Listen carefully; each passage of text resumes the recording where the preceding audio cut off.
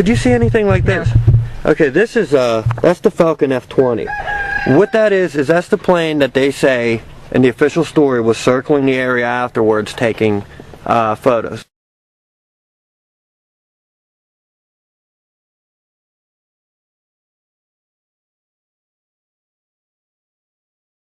And you said afterwards you did see, what, 2 planes? Mm-hmm. And they were real high, and they were just like silver triangles in this white triangles. Okay, so they were real shiny. They didn't look like this, though. No. See, I mean, they were real high, but they just looked like those. I would call it a fighter jet because that's what it looked like. Yeah, with the wings back. Yeah, it was just like a triangle in the sky, and it was really high. Okay, I wanted to clarify that because there's an article about you in American Free Press, and they said you identified the plane as being this here's an A-10 Thunderbolt. It's called a Warthog, and they actually said that you called the white plane, which you saw what we were talking about back there that went over that this was what flew over your van, according to you.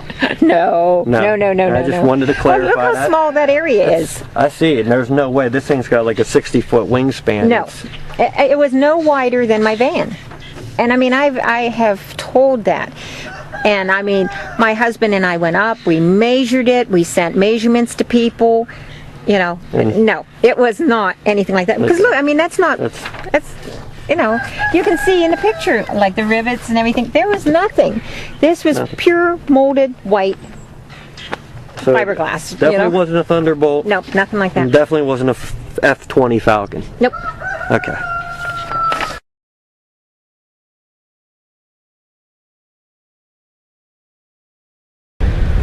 So you were okay, so I'm coming up here almost to the stop sign, and this, I keep calling it a plane for lack of any other, it came down.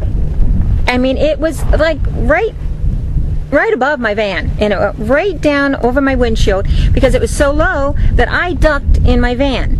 And when I did, I shut off my radio. And that's when I knew there was no sound. And I said it out loud. I said it 2 times. Oh my God, it's going to crash. It's going to crash. It cleared those trees. So it, to my knowledge, it just seems to me it had to be below the power lines. Came in, swooped up, cleared those trees. It was fall, so it was full of leaves. No leaves moved on the trees.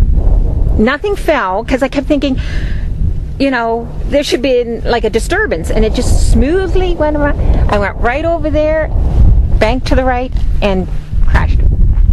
Now you can't see where it crashed because you can't see through the trees, but I saw I heard the, well, I didn't hear the explosion that day. I don't know why. It was like about 2 days later before I, you know, but you seem a little shaken up. It does. It really upsets me. What upsets you?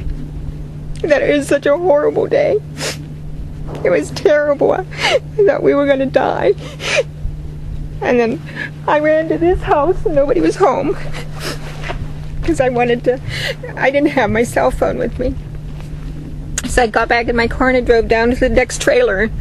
And I jumped out and I said, you got to call 911. And the woman on the trailer kept coming out and saying, did you see what happened in New York? Did you see what happened in the Pentagon? And I said, you don't understand, a plane just crashed. You don't understand. And they just kept telling me what had happened. And then I just, you know, I heard the sirens, so I knew 911 had been called, so I just went on home to make sure my family was okay.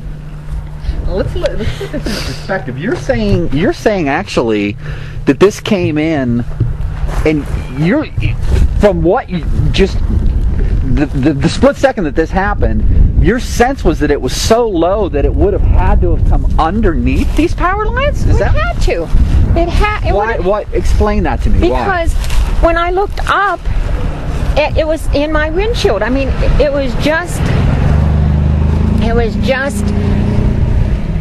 you know. So you were driving this van? No, I had another van. Okay, but still, you were at this level, right? And you're looking up at this stop sign here, and you're saying, "Come here, show us." You're saying it went right in front of you.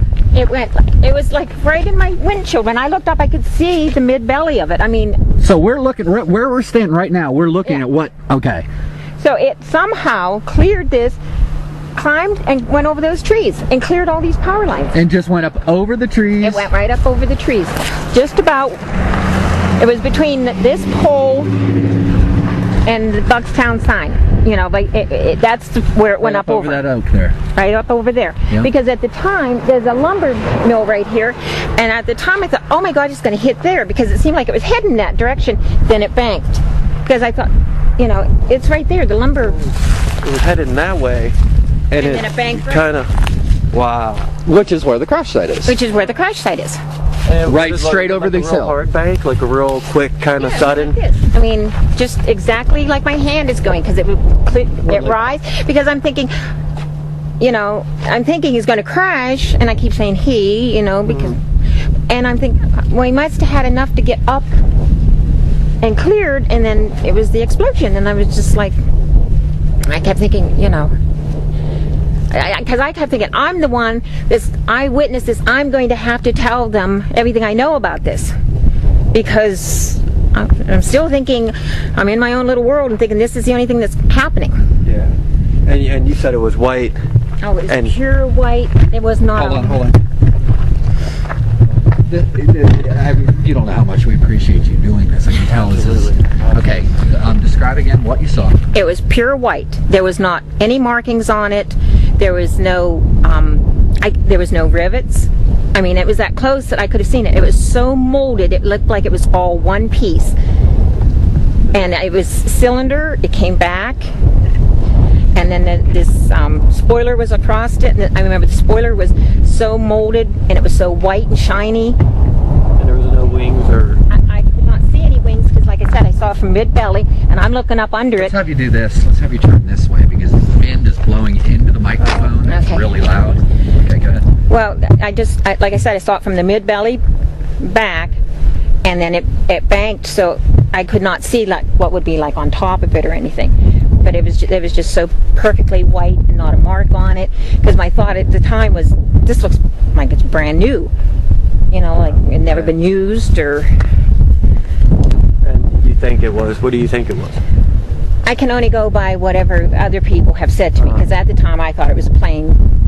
But with like the guy from California that's emailed me a lot of pictures, the guy from Bedford that sent me a lot of pictures, they all said the same thing, that, you know, it had to be a missile or a unmanned plane or something, just because Because of the shape. because of the shape Maneuvering out and the way it maneuvered, because they come up and looked at these wires. And how small it is, yeah. And I mean- the crater's so small. I mean, if you've seen that. Right. So, Yeah, we're looking at... What are we looking at here? Telephone pole, about 20, yeah, maybe, I'm 6'6". Yeah, about 25 foot. Underneath these pole, down through here.